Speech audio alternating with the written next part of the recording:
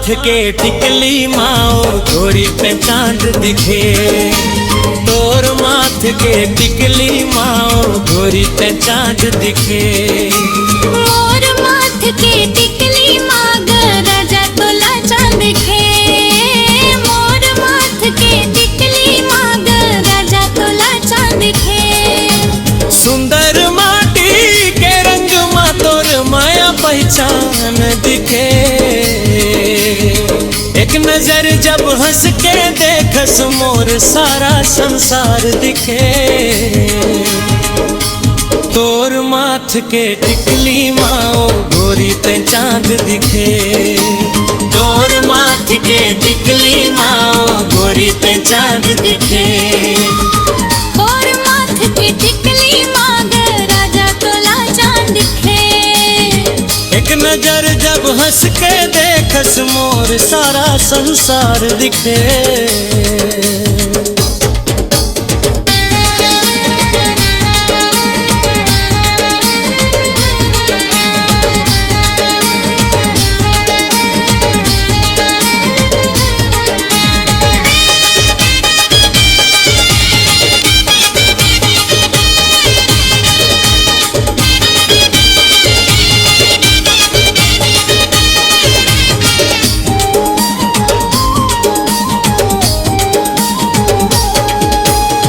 पायल बोले छन छन छन मोर हृदय धक धक होते। चूड़ी खन के खन खन खन सपना साचा लगते। महुआ गंध तोर दे हमा सास माँ मीठास दिखे। मोर माथ के टिकली माग राजा तोला चांद दिखे। ना सोना चाहूं ना चांदी ना महल दरबार रे। तोर माया माये मोर दीवानी भूल गए संसार रे। तोर सादा रूप हमारा राजा बस गए मोर संसार रे। माया सादा सही लेकिन सच्चा है ये प्यार।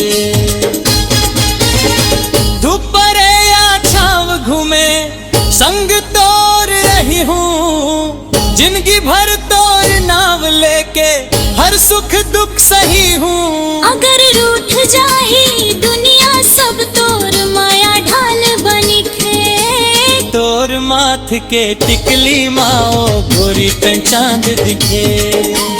तोर माथ के टिकली माओ गोरी पे चांद दिखे। तोर देख मुस्कान ना नींगी जाग जाते।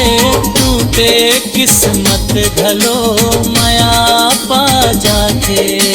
तोर माथ के टिकली माओ गोरी पे चांद दिखे।